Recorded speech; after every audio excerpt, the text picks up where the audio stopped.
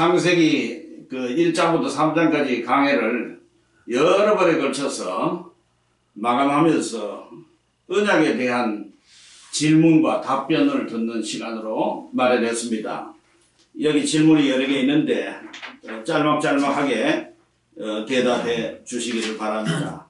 첫 번째 질문은 언약이라는 게 도대체 무엇인가 하는 그것에 대해서 좀 설명해 주시기를 바랍니다. 예, 언약은 한마디로 말하면 약속이다.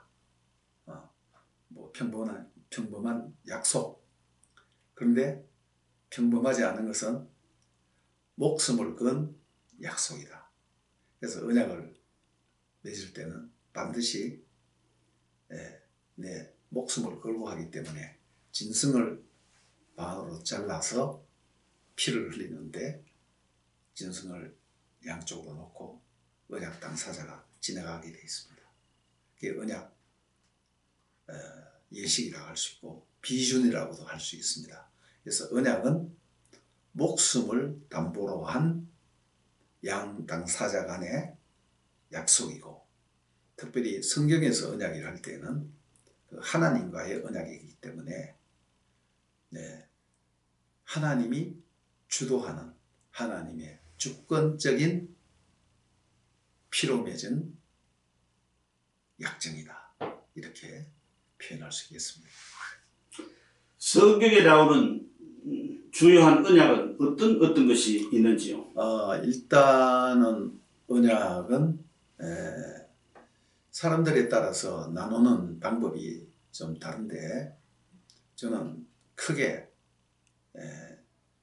분량적으로는 차이가 많지만 창조 언약과 구속 언약을 구분합니다. 창조 언약은 인간이 타락하기 전에 맺은 언약인데 거기에는 두 가지가 포함됩니다. 하나는 하나님의 천지 창조 자체를 예레미야 31장, 32장, 33장에 보면 창조 언약이라고 표현했어요.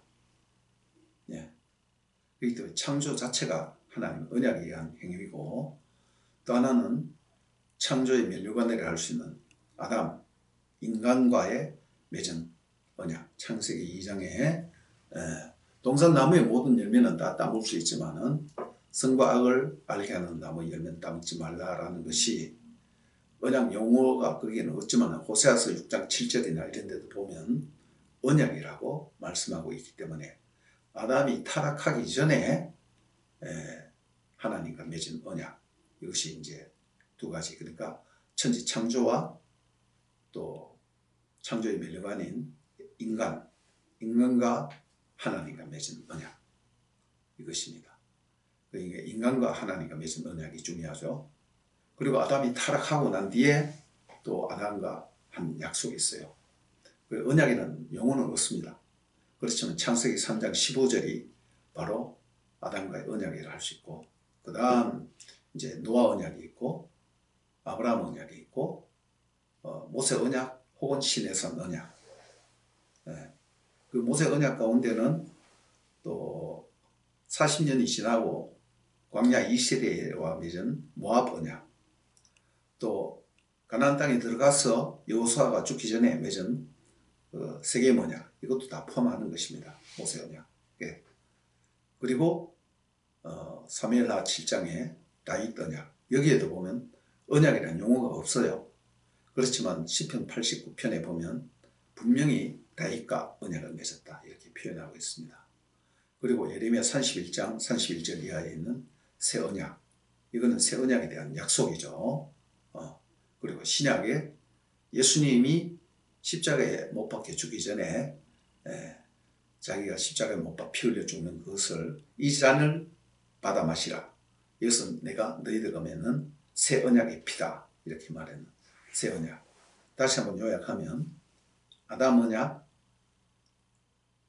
죄를 짓기 전, 죄를 지은 후, 죄를 지은 후부터가 이제 쭉 언약이 계속되는데, 아담 언약, 노아 언약, 아브라함 언약, 모세 언약, 다윗 언약, 새 언약.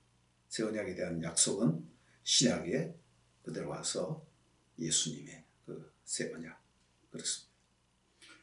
언약이 왜 성경에서 그렇게 중요한지, 그리고 성경에서 성경 전체에 차지하는 언약의 위치를 어떻게 설명하실 수 있을지요? 언약의 위치는 한마디로 언약을 모르면, 언약에 대한 개념이 없으면 성경을 모른다고 할 수 있을 정도로 중요합니다.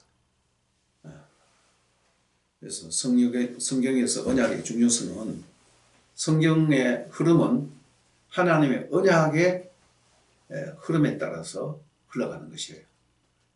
그런 차원에서 성경은 바로 언약책이다, 그렇게 말할 수 있습니다. 그러면 언약과 흔히 말하는 하나님 나라와는 어떤 관련이 있는지요? 많은 사람들이 성경이 방대하잖아요. 66권.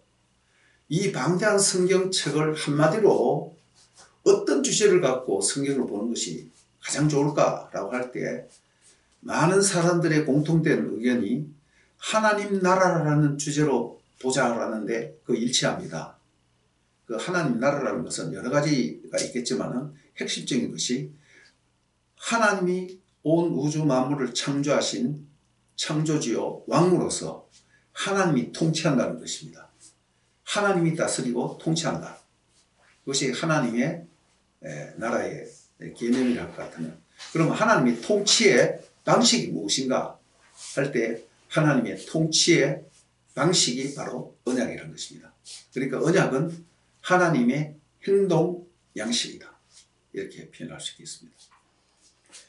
흔히 조직신학 혹은 그 교리에서 행위언약과 은혜언약, 구속언약이라는 말을 쓰는데, 그 개념에 어떤 차이가 있는지 목사님이 지금 설명하는 것과 관련해서 말씀해 주시면 좋겠습니다. 저는 조직신학에는 저희가 없기 때문에 이것이 어떻다 그런 말씀을 제가 드릴 수 있는 입장은 못 되고, 제 개인의 생각을 말씀드리면, 행위 언약이라는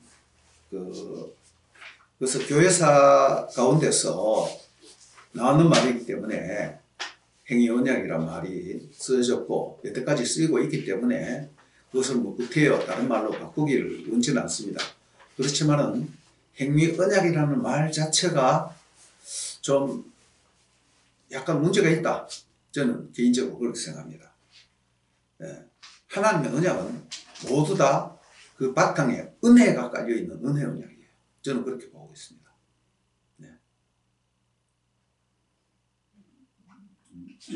언약이 여러 가지가 있다고 그랬는데, 창조 언약 혹은 아담 언약이라는 게 어떤 것인지 설명해 주시면 좋겠습니다. 창조 언약이라는 것은 이미 말씀드렸다시피 하나님이 천지 창조,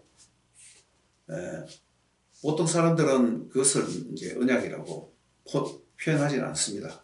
그렇지만은 예레미야 31장, 32장, 33장에 보면 분명히 그 언약이라는 표현을 했어요. 그런 차원에서 하나님의 창조 행위도 하나의 언약이다. 그렇기 때문에 창조하고 난 뒤에 그 언약이 변경치 않는 거예요. 그래서 죄를 짓고 난 뒤에도 오늘날까지 해가 동쪽에서 서쪽으로 뜨는 이 일반 기본 법칙이 변하지 않는 거예요. 그런 차원에서 언약이라고 할 수 있겠고, 또 그것은 제외한다 할지라도 창조의 왕관인 아담, 하나님의 형상으로 지음받은 하나님의 형상이라는 것은 결국 하나님의 인격을 닮은 하나님이 낳은 존재거든요.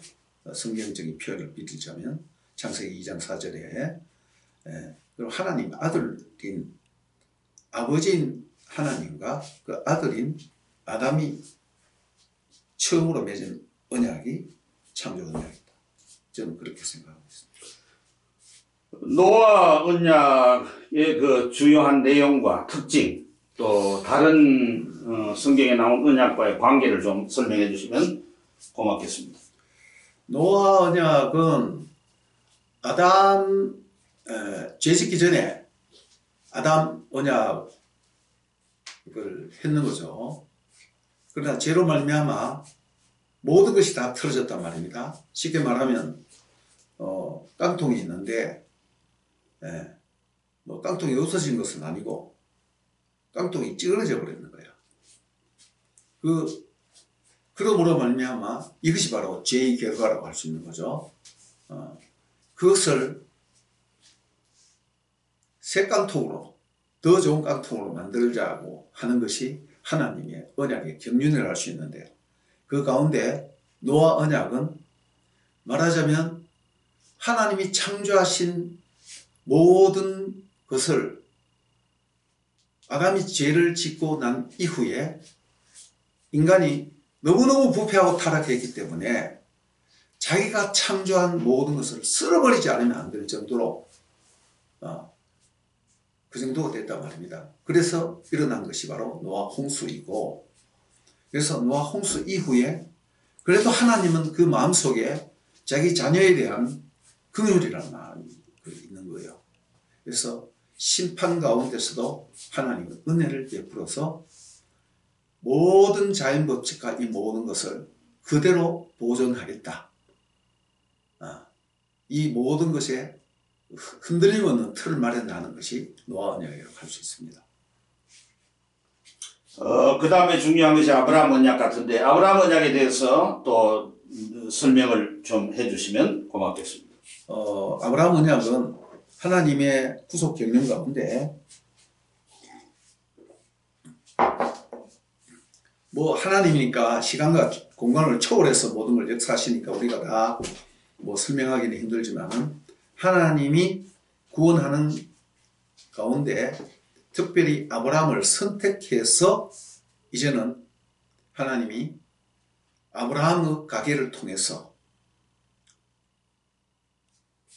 그것을 넓혀가서 내 후손과 씨를 번성케 해서 열방까지 나가겠다는, 원래 창세기에서 땅에 충만하라, 땅을 정복하라고 했는 것이 이제 아브라함이라는 한 은혜 입은 특정한 사람을 통해서 그것을 하시겠다는 하나님의 선택의 원리죠. 이번엔 모세 언약의 특징이라 할까? 또 다른 언약과의 관계라 할까? 특별히 아브라함 언약과의 관계에 대해서 좀 설명을 해주시길 부탁합니다. 모세 언약의 특징은 아브라함 언약과의 관계에 있어서는 아브라함 언약의 현실적인 성취다. 아브라함 언약 가운데 예를 들면 땅을 주시겠다, 후손을 번성케 하겠다 했는데 출애굽기 1장에 보면 이스라엘이 땅에 편만하고 중다하고 숫자가 많아졌다, 땅에 가득 찼다라는 것을 하면서 군인만 해도 거의 60만이잖아요. 엄청난 인구잖아요. 그런 면에서 아브라함 언약의 1차적인 성취, 또 땅을 주시겠다 했는데 여호수아를 통해서, 여호수아는 결국 모세와 연결되는 거예요. 또 땅을 주시겠다는 아브라함의 언약의 성취도 되지만은 아주 중요한 것은 아브라함 언약이 이제 아브라함을 통해서 한 개인이 어떻게 자식도 낳지 못하는데 12지파가 형성되어서 70명이 내려가는데 한 국가로 형성됐는가. 그래서 모세 언약의 특징은 이제 한 국가로서의 하나님의 택한 백성인 이스라엘과의 언약을 맺었다는 것입니다. 국가적인 그런 차원이죠. 한 개인적인 차원에서 국가적인 차원으로 이제 확장되고 넓어지는 것입니다. 그 다음에 이제 다윗 언약의 내용하고 그 의의를 좀 설명해 주십시오. 다윗 언약은 언약에 있어서 가장 중요한 그 하나님의 다스림, 하나님의 통치라는 그런 차원에서 하나님이 만왕의 왕이시잖아요. 하나님이 만왕의 왕이신데 창세기 1장부터 아담을 통해서 땅을 정복하라, 다스리라 했어요.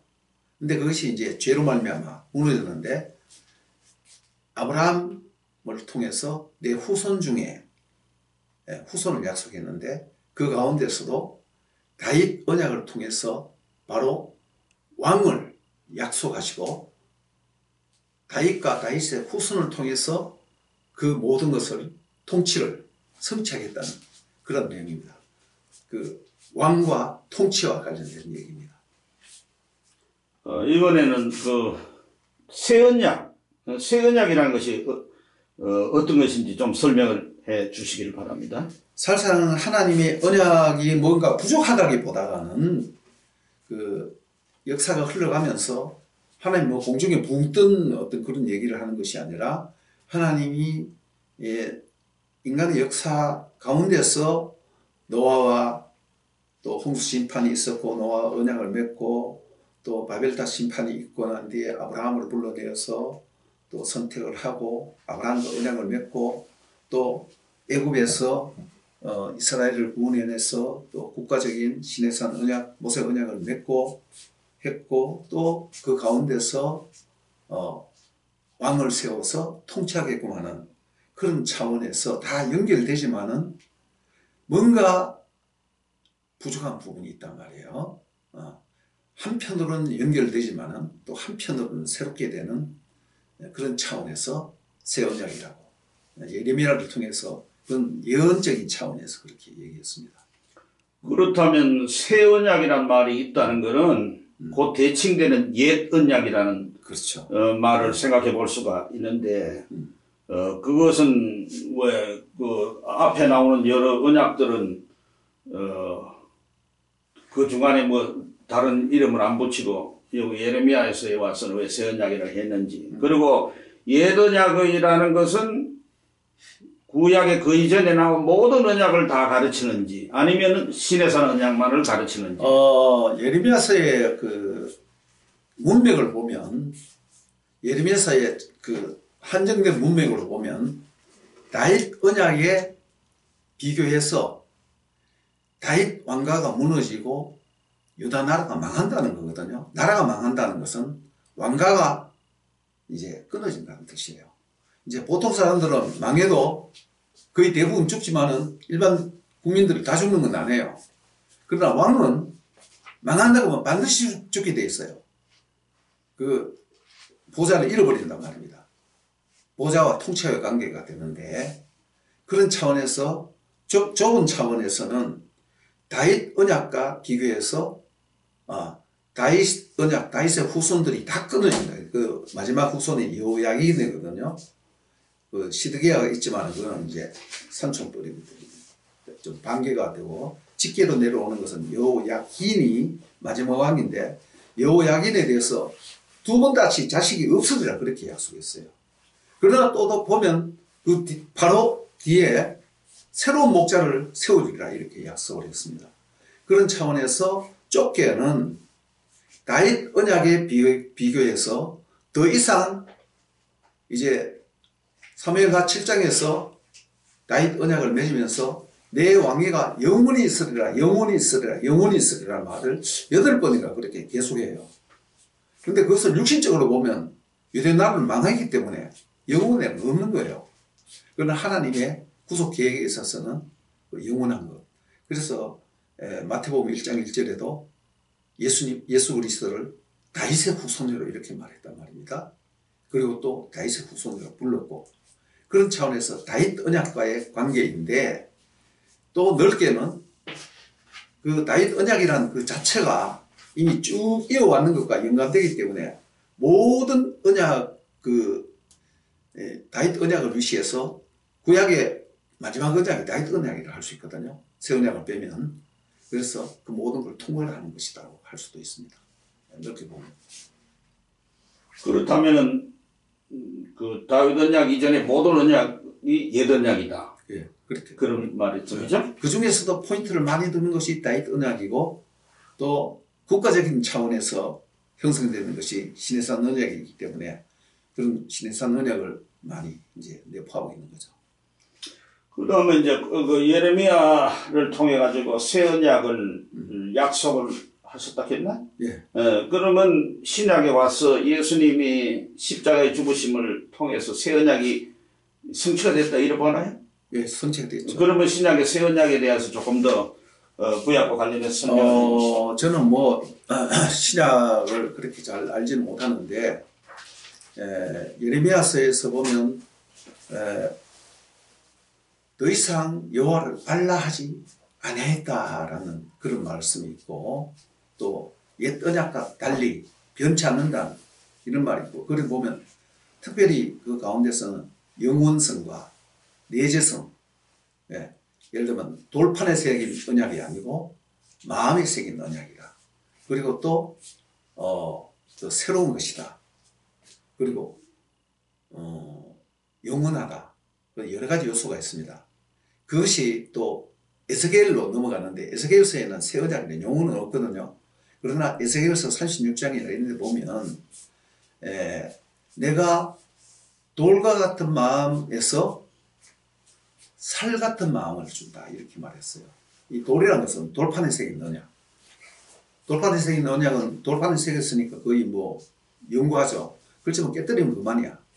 그런데 실제적으로 중요한 것은 사람의 마음이란 말입니다. 그래서 마음에 새기는 그것과 더불어서 성령에 대해서 말씀하고 있어요.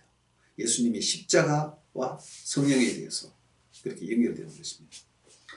마지막으로 언약이 우리 성도들, 즉 신자들의 삶에 있어서 어떤 의미가 있고, 또 신자들은 이 언약을 우리 삶에 어떻게 적용하면서 살아야 되는지에 대해서 한번 말씀해 주시길 바랍니다. 언약과의 관계에서 가장 핵심적인 단어가 뭐냐 하면, 언약 자체란 말은 베리트라는 그런 말인데, 그 실제적인 내용에 있어서 가장 핵심적인 단어가 헤세드와 에메트란 말입니다. 헤세드는 우리 한글 번역에서는 굉장히 여러 단어로 번역되어 있어요. 문맥에 따라서 또 맞추어서 하기 때문에 그런 것도 있는데, 뭐 자비, 인애, 또 뭐 사랑, 신실, 충성, 이런 식으로 번역했는데, 가장 사실상 번역하기가 힘들면서도 구약 성경에서 가장 핵심적인 단어라고 저는 그렇게 생각합니다. 이건 뭐냐면, 하나님의, 제 나름대로 어떤 그래도 고심을 하면서 정의를 해보면, 헤세드가 무엇이냐면 하나님의 언약적인 사랑이다. 예를 들면 A라는 사람과 B라는 사람이 언약을 했단 말입니다. 한 남자와 여자가 언약을 했어. 근데 여자가 남자를 배신하고 그냥 떠나갔어. 그런데 남자는 절대 그 언약을 변경치 않는 거야. 자기만 변경치 않는다고 됩니까? 그런데 상대방의 몫까지 대신해서 자기가 희생을 당해서 다 희생당함으로 말미암아 그 언약을 성취하는 거예요. 그것이 바로 예수님이 십자가에서 나타난 것입니다. 그래서 헤세드라는 단어가 너무 중요하고, 하나님의 신실하심, 하나님의 언약적인 사랑, 그리고 헤세드와 더불어서 짝으로 나오는 것이 에메트. 그래서 시편이나 창세기 24장에 그게 많이 나오는데, 처음 나오기 시작하고 그러는데, 하나님의 헤세드와 에메트, 인자와 진리, 혹은 은혜와 성실, 이런 식으로도 많이 표현되고, 신약에서는 아가페 혹은 알레세이아 이런 식으로 표현되는데, 하나님은 절대 언약을 변경치 않는다. 하나님은 절대 불변한다. 그런 차원에서 우리가 하나님을 믿을 때에 우리와 같은 차원에서 하나님을 생각해서는 안 된다는 것입니다. 절대적으로 신뢰할 수 있는 분으로 우리가 믿을 수 있는 것이죠. 절대적으로 신뢰할 수 있다. 네. 그렇다면은 언약이란 말, 우리 말에 있어서 계약이란 말도 있는데, 예. 언약과 계약이라고 하면 되는지, 하여튼 그 두 말의 어떤 차이점이랄까, 뉘앙스의 차이점이랄까, 내용의 어떤 차이가 있는지. 저는 75년도에 신학교를 갔는데, 학교마다 신학교마다 약간 다를 것이지만은, 그때만 해도 언약이라는 용어가 신학교에서 그렇게 많이 나오지 않았어요.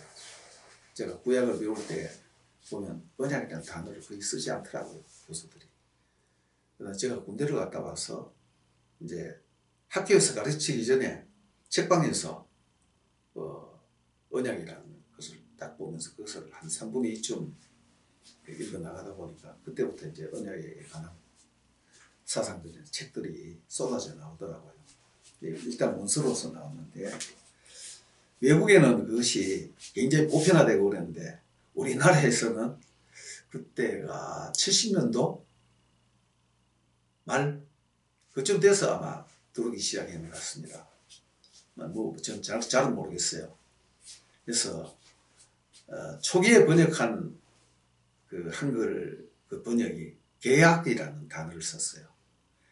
그러다가 전체적으로 언약이라는 단어, 베리트, 히브리 말로 베리트인데, 그 헬라 말로는 이제 그리스 말로는 디아테케 이렇게 하는데, 뭐 때로는 유언하기도 하고 때로는 뭐 언약하기도 하는데, 어찌됐든 그 베리트라는 히브리어 그 단어를 계약이라는 용어로 번역한 적도 있지만은 주된 흐름은 언약입니다.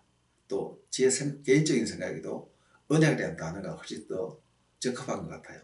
그런데 계약이란 어떤 거냐면 그 언약도 여러 가지가 있어요. 동등 언약이 있고 평등 언약, 동등한 입장에서 상거래를 한다. 내가 돈을 얼마 드릴 테니까 물건을 얼마큼 보내십시오 할 때 상거래, 이건 동등한 거예요. 그걸 보통 계약이라 합니다. 그런데 성경의 언약이라 할 때는 종주권 언약이라는 단어를 많이 써요. 그 히타이트 제국의 고대 히타이트 제국의 종주권 언약이라는 것이 있는데 그것도 좀 양식이 있어요.